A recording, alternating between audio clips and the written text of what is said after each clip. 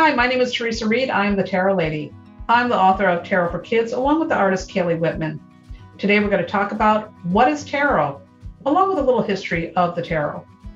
So many people associate tarot with seeing the future, and tarot can be used for that. But tarot is actually a tool for guidance.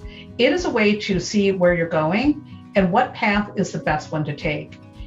It actually helps you to create your future through good decisions. Now, I'm going to break down the tarot deck, but before I do that, let's talk a little bit about tarot history. The earliest tarot decks can be traced back to Italy in the 1400s.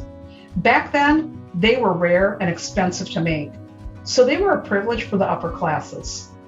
Now, tarot was not created for divination. Tarot was actually created as a game, and it's still played as a game in many parts of the world today.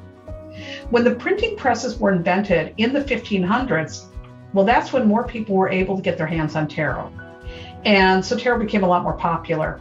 However, when the mystic Arthur Edward Wade commissioned the artist Pamela Coleman Smith to create the Rider-Waite-Smith deck, that's when tarot had a huge surge in popularity.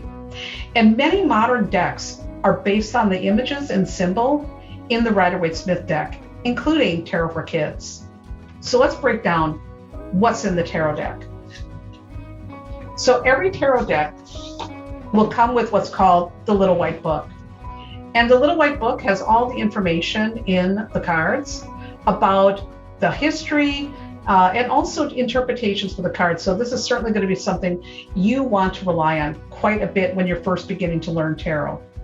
There are 78 cards in a traditional tarot deck, and a tarot deck is broken down into two main parts. The first part is called the major arcana. And arcana is spelled A-R-C-A-N-A. And the major arcana, you can figure out which ones they are because they tend to have titles on the bottom and numbers on top. And these 22 cards will tell you about your life path, your lessons, the things you're learning along the way. This is like the bigger picture. The minor arcana is the second part of the deck. There are 56 cards in the minor arcana. The minor arcana is broken down into 4 suits. So let's look at the suits. So the first suit is the wands. And when you think of wands, you might be thinking of a magic wand. They actually look like a stick. And what wands symbolize are creativity and our work. It's the things that we're doing in our day-to-day life, like your homework. Or if you have a part-time job, it could be that. So the next suit is the cups. And the cups, here's what they look like. The cups symbolize our emotions and our relationships and connections with other people. The third part is the swords. And the swords are conflicts. They're also our thinking. So the swords represent how we clear the air, how we fight, how we show up in conflicts, and also our thought processes. It's how we learn. And finally, we have the coins. In some tarot decks, they're called pentacles. And the coins represent money, our values, the things we purchase, the things we own. There's more to the minor arcana. In fact, there's 4 cards that are associated with people in our lives or different facets of ourselves. These are called court cards. Let's look at them. So the first one is the page. Now, pages represent young people or students. So when you're at school, you're a page. But an adult could be a page too if they're taking a class. Knights represent young adults, but they can also represent actions that we're taking.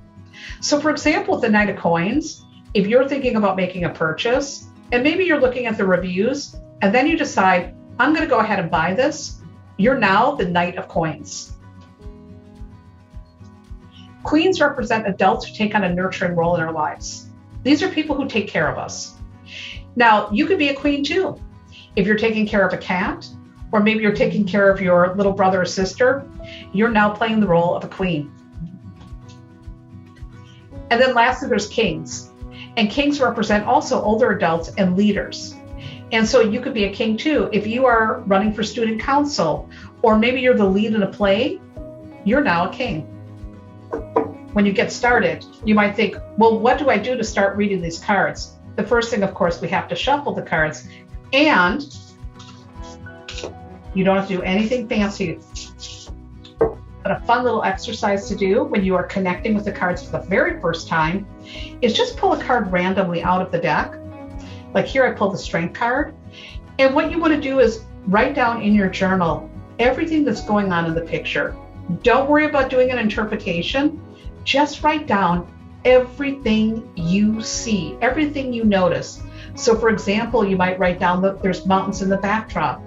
There's a girl and it looks like she is rubbing her nose with this lion, and the lion looks very happy. She has flowers in her hair. Why do we write it down? Because again, it's helping you to remember the card and also to make a connection with it. That's a very simple exercise, but a great way to start getting acquainted with your tarot deck.